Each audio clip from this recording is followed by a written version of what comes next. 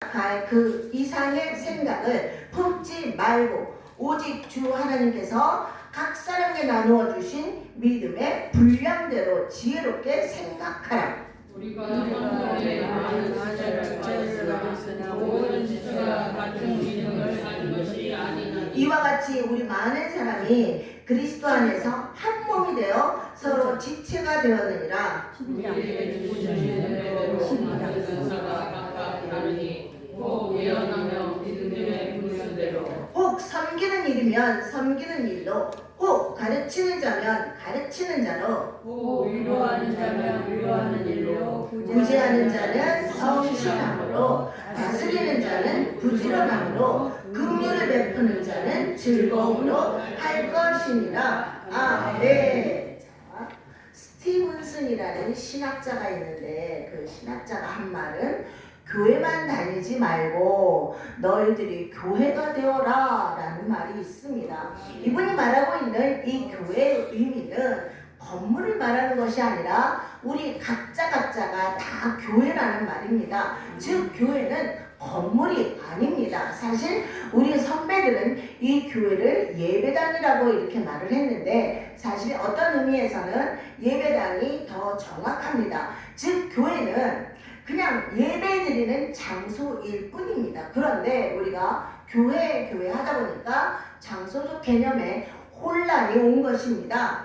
결국 교회는 우리 몸이 다 교회다 이 말입니다. 다시 말하면 우리가 머무는 곳, 우리가 사는 삶의 현장이 다 교회가 되어야 마땅합니다. 덧붙여서 우리보다 훨씬 더 오래 기독교를 믿었던 영국이나 미국에서 신학자들이 우리나라에 오면 상당히 놀랍니다. 왜냐하면 우리나라에 엄청나게 많은 선교사님들을 파송하고 있어요. 세계에서 2위로 미국 다음으로 엄청나게 많은 선교사들을 파송하고 있고, 그리고 또 각 교회, 큰 교회는 말할 것도 없고 작은 교회, 아주 조그만 교회들도 어느 정도 선교사비를 다 내고 있고, 또 성도들도 웬만한 성도들은 조금씩이라도 뭐 한 달에 10,000원이나 뭐 20,000원이라도 선교비를 다들 웬만한 사람들은 거의 다 지불하는 걸로 알고 있습니다. 그래서 그들이 오면 상당히 놀라워합니다. 미국은 땅덩어리도 크죠. 인구도 엄청나게 많습니다. 미국의 인구가 약 3억 4천만 명이라고 하는데 우리나라와는 비교가 안 됩니다. 그러나 우리는 이제 겨우 기독교 역사가 130년밖에 안 됐죠. 그러면 세계에서 그런데도 불구하고 우리는 정말 불교와 유교에 찌들었던 그런 나라 아닙니까? 그런데도 불구하고 선교사가 세계에서 2위로 파송되는 엄청난 나라가 되었습니다. 그런 모습을 보는 가운데 한 가지 한국교회의 질문을 던지는 질문은 과연 그럼 그들 선교사들만 보냄받은 자로 선교사로서 파송이 되는 거냐? 그런 질문입니다. 그럼 주일날 우리가 드리는 예배는 어떤 예배일까요? 파송 예배입니다. 이 예배가 끝나면 각자의 일터로 우리는 파송되는 겁니다. 즉, 이 파송된다는 것은 보냄받은 자라는 거예요. 우리는 그리스도인으로서 그리스도의 마음을 가지고 각자의 일터에서 보냄받은 자라는 것입니다. 그래서 우리는 6일간의 삶의 자리로 파송되는 것입니다. 부디 그 6일이 여러분들에게 교회로서의 그 삶을 확대하는 길이 되기를 예수님의 이름으로 축복합니다. 자, 아멘. 자, 3절을 우리가 보십시다. 3절. 내게 주신 은혜로 말미암아 너희 각 사람에게 말하노니 마땅히 생각할 그 이상의 생각을 품지 말고 오직 하나님께서 각 사람에 나누어 주신 믿음의 분량대로 지혜롭게 생각하라. 이렇게 말했어요. 그러니까 내게 주신 그 은혜로 말미암아, 이 말은 바울이 엄청나게 많이 쓰는 표현인데요. 주로 편지할 때 많이 쓴 말입니다. 그런데 이 말은 바울의 인생 속에서 아주 중요한 말이 됩니다. 자, 1절을 보면요. 내가 하나님의 모든 자비하심으로 라고 써있는데 3절과 같은 의미가 되겠습니다. 그러면 내게 주신 그 은혜로 말미암아, 즉 이 말은 바울은 남들보다 능력이 많아서 이런 말을 했을까요? 아니면 남들보다 잘 살았기 때문에 바울은 예전에 사도로 부름받기 전에 엄청나게 잘 사는 사람이었죠. 그렇게 자기는 잘 사는 사람이었기 때문일까요? 아니면 남들은 평신도인데 자기는 사도로 부름받았기 때문일까요? 그러면 뭘 말할까요? 도대체 사도 바울이 말하고 있는 내게 주신 그 은혜는 뭘까요? 이걸 구체적으로 이해하기 위해서는 고린도전서 3장 10절을 우리가 한번 봅시다. 자, 고린도전서 3장 바로 뒤에 몇 장만 넘기면 됩니다. 세 장만 넘기면 되네요. 세 장, 네 장.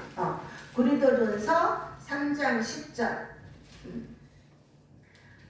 내게 주신 하나님의 은혜를 따라 내가 지혜로운 건축자의 같이 터를 닦아둠에 다른 이가 그 위에 세우나 그러나 각각 어떻게 그 위에 세울까를 조심할지니라 이렇게 됐죠. 여기에 보면 내게 주신 은혜로 말미암아라는 로마서와 같은 표현이 나옵니다. 그리고 11절을 밑에 바로 보겠습니다. 이 닦아준 것 외에 능히 다른 터를 닦아줄 자가 없으니 이 터는 곧 예수 그리스도라. 아멘. 자, 예수 그리스도 그 위에 인생의 집을 짓는 것으로 묘사하고 있습니다. 마태복음에 보면요, 두 사람이 각각 집을 짓습니다. 두 사람이 각각 집을 짓는데 겉으로 보면 다 멋있게 잘 지어진 집이에요. 그런데 어느 날 강풍이 불고 참 비바람이 나니까 한 집은 금방 무너집니다. 한 방에 무너집니다. 그 집은 기초가 모래 위에 쌓은 집이고 넘어지지 않는, 비바람에도 넘어가지 않았던 집은 반석 위에 지은 집이었습니다. 그것은 기초의 싸움입니까? 집 짓는 싸움입니까? 기초의 싸움입니다. 어떻게 집을 아름답게 멋있게 짓느냐의 싸움이 아닌 것입니다. 이거는 기초의 싸움인 거죠. 우리네 인생도 결국은 두 가지입니다. 어느 기초 위에 우리 인생을 지을 것인가, 그 다음에 어떻게 짓는가가 문제가 되겠죠.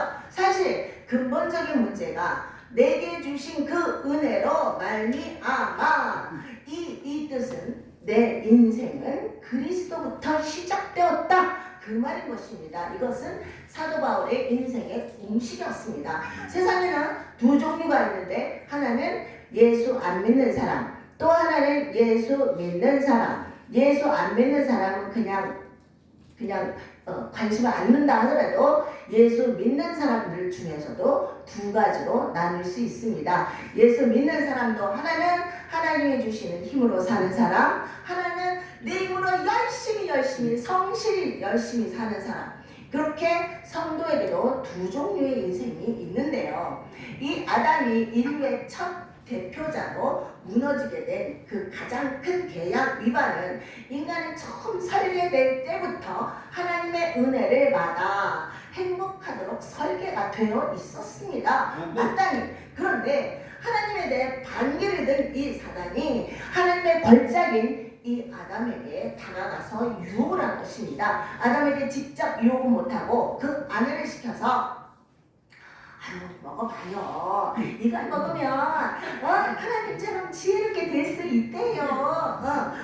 그리고 당신은 하나님처럼 될 수 있어요. 그러면서 이제 꼬셨죠. 그렇게 아담에게 자존감과 독립심을 촉발시켰습니다. 여기에 그만 아담은 홀라당 넘어가죠. 여자한테 안 넘어가는 남자는 거의 없죠. 자, 인류의 가장 큰 교만은 독립하려는 시도, 또 자존하려는 시도입니다. 저 북한 땅이 이 세계에서 가장 못 사는 나라, 가장 가난한 나라죠. 그런데도 허구장창 외치는 거는 독립자력갱생입니다. 그렇죠? 자력갱생만 외치잖아요. 어쨌든 결국 아담은 하나님께로부터 끊겨져 버립니다. 이때부터 인간은 생명이 끊어지고 병이 찾아오고 시들시들 말라가고 파탄의 결과가 오게 된 것입니다. 이것을 인류애를 설계할 때 원래 설계대로 순종하지 못한 까닭입니다. 그래서 두 가지입니다. 하나님이 주어주신 은혜로 살래? 네가 열심히 살래?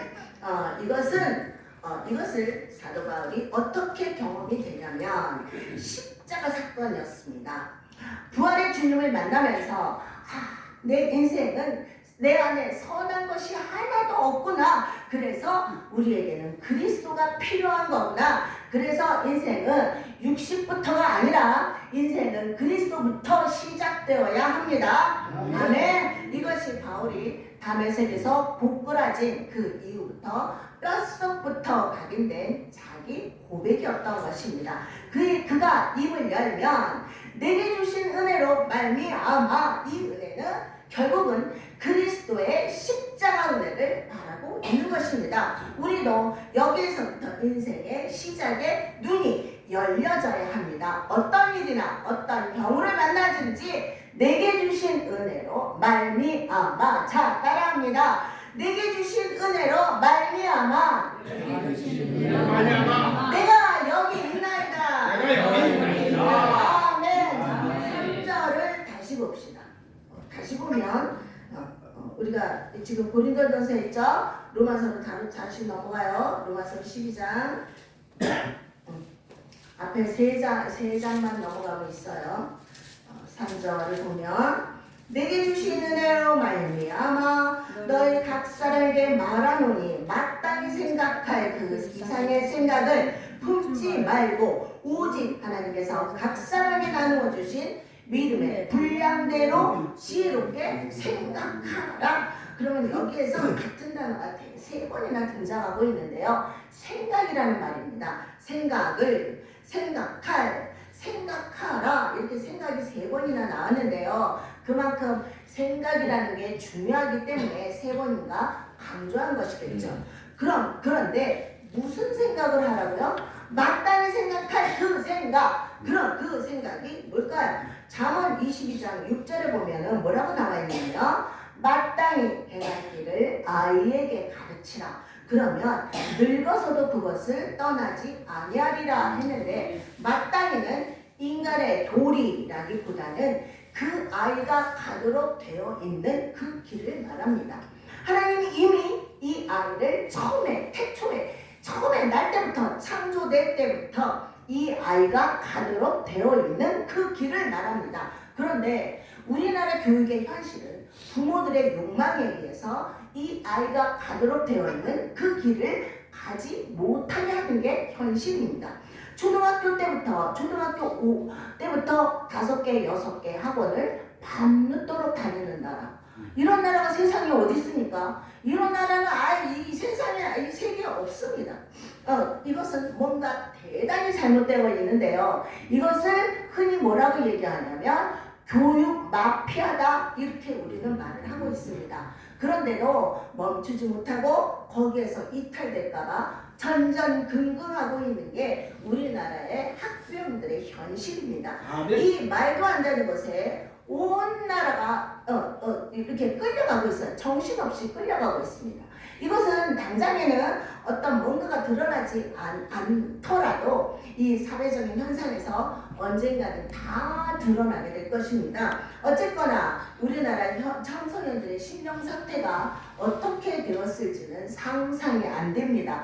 아마도 돈의 논리로 무서운 괴물이 되어 있을지도 모르는 일입니다. 이것을 누가 가르치고 누가 심고 그리고 누가 말했을까? 의대 중에서도 치대가 응급 상황이 없죠. 이빨 아파서 죽는 사람은 없습니다. 그렇죠? 응급 상황이 없어요. 치대는요. 그리고 돈도 제일 많이 버는 게 치대이기 때문에 부모들은 아이 때부터 너는 치대 가야 된다. 너는 치대야 된다고 세뇌시키고 윽박지르고 있는 현실입니다. 그러나 사실 하고 싶은 걸 해야 하는 게 정답입니다. 그런데 아이를 키우는 것도 전부 이 돈의 논리로 아이들을 닥달합니다. 예를 들어서 예를 들어 보겠습니다. 동물학교가 있습니다. 이 동물학교에는 사자도 있고 호랑이도 있고 낙타도 있고 기린도 있고 또 닭도 있고 오리도 있고 치타도 있고 다 있어요. 동물학교니까 다 있습니다. 그런데 이제 체육 시간에 달리기를 하면 항상 1등 하는 애는 치타입니다. 치타는 다리도 너무 날렵하게 잘 뻗었죠. 늘씬하잖아요. 다리도 길고요. 그러니까 항상 치타는 달리기에 1등을 합니다. 사자나 호랑이도 물론 잘 달리죠. 얼마나 잘 달립니까? 그러나 사자나 호랑이는 몸집이 크기 때문에 지구력이 떨어져서 1등은 하지 못합니다. 그래서 치타는 항상 1등을 해요. 그러면 맨 꼴찌는 항상 누가 할까요? 맨 꼴찌는 오리입니다. 오리는 맨날 꼴찌를 해. 그래서 체육 선생님이 이 오리한테 너 남아서 방과 후에 학교해. 그래갖고 걔는 이제 혼자 남았어. 오리는 혼자 남아가지고 이제 체육을 이제 열심히 합니다. 달리기를 아무리 밤늦도록 10시, 11시까지 연습을 시켜도 실력이 나오지 않습니다. 그러니까 체육 선생님이 뭐라 그래요? 너 나한테 반항하냐? 너 왜 못해? 막 이제 난리를 치죠. 그런데 우리는 어디로 가야 돼요? 물로 가야 됩니다. 물로 가면 얘는 1등을 하래요. 그렇죠? 그러니까 다 각각 아이가 다 다르다는 말입니다. 이것이 근데 너무너무 답답한 오늘날의 교육의 현실입니다. 어느 날 우리 아파트에 엘리베이터를 탔는데 한 초등학교 4학년, 5학년쯤 되는 여자아이가 탔어요. 근데 얘가 지금 상당히 지친 모습이라서 제가 물어봤습니다. 너 학원 갔다 오니? 네. 그래서 무슨 학원 갔다 오니? 태권도 학원이요. 그러더라고요. 그래서 제가 그럼 너 태권도 학원 재밌니? 아니요. 막 이러는 거예요. 그래서 그렇게 힘들고 어려운 태권도 이제는 엄마 나 안 배울래요 하고 집에 가서 꼭 엄마한테 얘기해. 네. 그리고 저는 이제 엘리베이터에서 내렸는데요. 아니 왜 그 이쁜 딸을 하필이면 그 어렵고 힘든 운동 태권도를 못 가르쳐서 그렇게 안 다니는지 도대체 이해가 안 갔습니다. 전부 다 대기업, 전부 다 좋은 학교, 이런 세속의 논리에 걸려 있는 것입니다. 이게 다 돈의 논리죠. 그런데 이 세속의 가치가 이제는 교회 속으로 들어왔어요. 그래서 교회도 능력을 따집니다. 그 목사가 능력이 있냐, 얼마나 있냐, 안 있냐, 또 돈이 많냐, 그 교회에 돈이 얼마나 많냐, 안 많냐, 다 11조는 내냐, 안 내냐, 이걸로 따져버린 세상이 되었습니다. 마땅히 생각할 그 이상의 생각을 품지 말고 오직 하나님께서 각 사람에게 나누어 주신 믿음의 분량대로라고 말했는데 그걸 또 믿음의 분량을 자꾸 또 크기로 오해를 합니다. 그래서 어떤 오해를 하냐면 그 믿음의 분량을 저 목사는 100명 정도 되는 믿음의 분량이기 때문에 성도가 100명이 있는 거고 저 목사는 믿음의 분량이 10명밖에 안 되기 때문에 성도가 10명 있는 거다 이렇게 이해를 합니다. 그러면 이 믿음이라는 것은 자기 속에서 나오는 어떤 의지, 내 의지, 나 믿어야지. 제가 예전에 오살리 기도원에 갔는데 그 기도방이 쫙 있죠. 쭉 있습니다. 기도방에 앉아서 기도를 하려고 들어갔어요. 들어가서 기도를 하려고 했는데 옆방에 누군지 모르죠. 누군지 모르는데 그분이 믿습니다. 처음부터 끝까지 기도는 안 하고 믿습니다. 이것만 얘기하는 거예요. 그래서 뭘 믿는 되는 거지? 그렇다고 저렇게 믿습니다 한다고 해서 믿음이 나올까? 저는 그렇게 의문이 가는데요. 그분이 믿습니다 하는 바람에 저 기도가 하나가 안 돼갖고 조금 이따 나왔어. 어쨌든 그 믿음은 내 의지로 되는 게 아닙니다. 이것은 하나님의 선물인 것입니다. 예배소설을 보면 믿음은 하나님의 선물이라. 그래서 누구도 자랑할 게 없다라고 말했습니다. 그래서 은혜를 많이 받았다라는 말은 그만큼 주님께 불쌍히 여김을 많이 받았다라는 말이 됩니다. 그러니까 이 믿음은 그리스도를 기초로 한 것이 믿음입니다. 하나님의 기쁘신 뜻에 따라서 역할과 위치와 기능을 각각 우리에게 따로따로 주신 것입니다. 누구는 찬양을 잘하죠. 그렇죠? 아까 보면 누구는 찬양을 잘하죠. 누구는 또 장구를 잘 치죠. 누구는 또 다 달라요. 누구는 또 기도를 잘하죠. 다 다릅니다. 그런데 우리는 자꾸 남들과 비교를 하니까 누가 낫냐라는 싸움에 걸리게 되는 것입니다. 그러면 각 지체인 우리들은 머리 대신 예수 그리스도를 통해서 목표점을 두어야 하는 게 마땅한 것입니다. 왜냐하면 하나님이 우리 교회들을 다 당신의 몸으로 설명했잖아요. 그렇게 이 몸에는 모든 기능이 다 다른 것입니다. 전부 귀만 있다면 우리 몸 꼬라지가 어떻게 되겠어요? 만약에 다리가 어느 날 데모를 했어. 나는 왜 맨날 밑에 붙어 있어야 되는데 그러면서 나는 왜 맨날 밑에 붙어서 니네 위에를 받쳐줘야 되는데 맨날 밑에서 안 좋은 것만 밟고 다니는데 나 이제 밑에 안 붙어 있을래. 그러면서 얘가 어느 날 데모를 해갖고 머리 꼭대기 올라갔다고 생각을 해보세요. 몸꼬라지가 어떻게 되겠냐고요. 그렇죠? 이것은 그래서 사도 바울이 고린도전서 12절부터 22절에서 말씀하고 있습니다. 자, 우리가 고린도전서 12장을 한번 살펴보겠습니다. 고린도전서 12장 몇 장만 조금만 넘기면 되죠. 12장 12절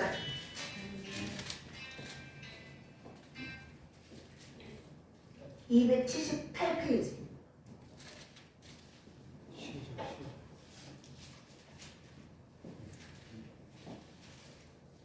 12장 10절. 자, 몸은 제가 한 절 있고 여러분이 한 절 있습니다. 길기 때문에 몸은 하나인데 많은 지체가 있고 몸의 지체가 많으나 한 몸임과 같이 그리스도도 그러하니라.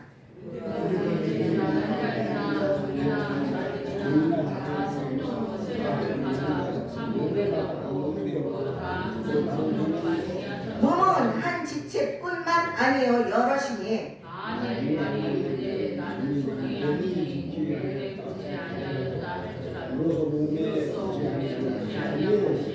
또 귀가 이르되 나는 눈이 아니니 몸에 붙어있지 아니하였다 할지라도 이로써 몸에 붙지 아니한 것이 아니니 온몸이 눈이며 듣는 것은 어디며 온몸이 듣는 것이며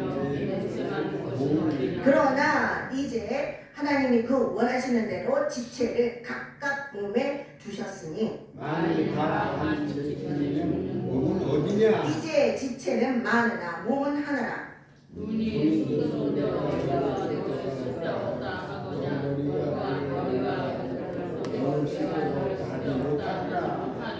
그뿐 아니라 더 약하게 보이는 몸이 지체가 되어 요긴하고. 자, 아멘. 여기까지 보겠습니다.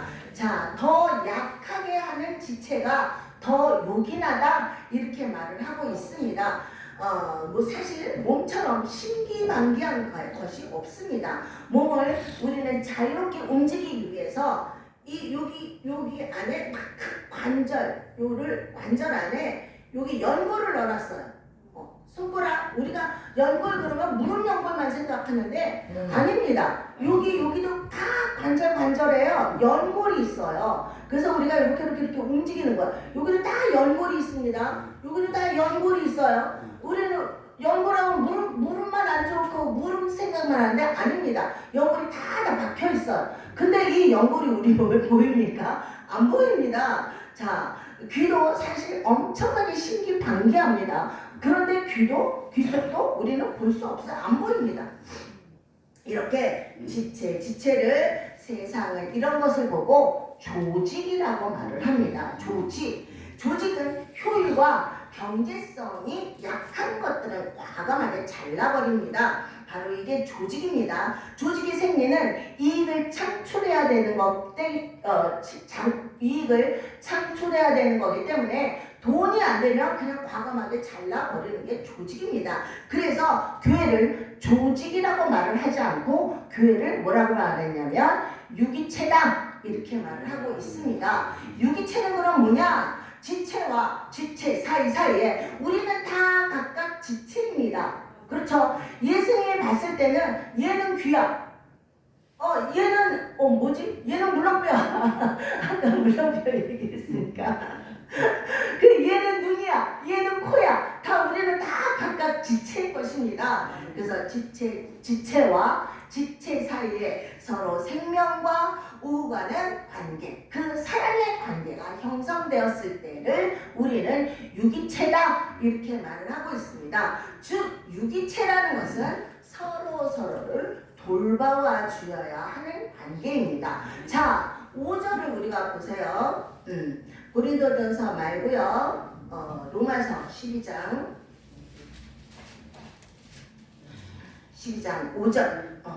이와 같이 우리 많은 사람이 그리스도 안에서 한 몸이 되어 서로 지체가 되었느니라. 아멘. 우리는 그 믿음의 분량대로 각각 그 역할을 맡아 하면 되는 것입니다. 그러므로 이것은 우리가 각자 자랑할 것이 하나도 없는 것입니다. 만약 그것들을 잘난 체 하는 사람이 있거든 그냥 잘난 체 하는 사람을 받아주면 됩니다. 우리 목사님이 그런 걸 잘하는데요. 그거를 저는 참 높이 평가합니다. 왜냐면 그냥 다 봐줘. 얘가 지랄을 하든 난리를 치든 얘가 난리를 치든 제가 지랄을 떨든 뭐 얘가 삐지든 얘가 화내든 어쨌든 그냥 다 봐주시는 게 우리 박경호 목사님의 특별한 은사거든요. 근데 그게 정말 중요한 거예요. 교회는. 왜냐면 우리는 다 각각 다르기 때문에 어쩔 수가 없어. 다 똑같아요? 다 달라요. 우리 얼굴이 다 다르듯이 우리의 성격도 다 다릅니다. 근데 교회는 하나로 묶어놨어. 그러면 다른 거를 인정해줘야지. 어떡할 건데? 나만 잘났어? 얘도 잘났어. 나만 잘난 게 아니야. 얘도 잘나고 얘도 잘난 거예요. 그거를 우리는 꼭 알아야 합니다. 자, 그래서 자기가 잘났으면 그냥 잘난 체 하는 거 두세요. 얼마나 잘났으면 잘난 체 하겠습니까? 근데 사실 잘난 체 하는 것은 교만은 아닌 것입니다. 만약 하나님이 준 것을 못한다고 나는 못해요. 나는 안 해요. 이러는 것이 사실은 더 교만인 것입니다. 저는 지금 이렇게 설교를 하죠. 설교를 하는데 옛날에 저는 못해요. 어디 가서 말 한마디 그냥 맨날 찌그러져가지고 그냥 어디 가서 기 한 번 못 폈던 애가 접니다. 어디 가서 말 한마디를 못해. 무슨 말을 해? 네 이름이 뭐니? 그러면은 내 이름 한 번도 얘기해 본 적이 없어. 왜냐면 부끄러워서 내 이름도 말을 못하는 사람이 저였거든요. 근데 어떻게 됐어요 지금은? 근데 남한테서 설교를 하잖아. 아멘. 그러므로 빼는 게 다가 아닌 거예요. 그렇게 빼고 못해요, 안 해요. 이런 것도 다 사단인 것입니다. 예수님은 승리하라고 말씀하셨어요. 어디나 당당하라고 말씀하셨습니다. 그러므로 여러분들은 그냥 잘난 체 하는 거 받아주면 됩니다. 자, 다 뒤로 빼면 하나님 일은 누가 합니까? 손은 누가 키워요? 그렇죠? 그래서 지체는 하나님이 주신 그 믿음의 분량대로 지혜롭게 생각해서 한 몸처럼 움직이는 것을 말합니다. 그러므로 2023년도에 여러분의 각각의 삶의 위치가 가장 소중한 위치임을 깨달으셔서 믿음의 분량대로 서로 세워주고 서로 보듬어주고 서로 사랑해주고 서로 위로해주는 여러분 모두가 되시기를 예수님의 이름으로 축복합니다. 아멘.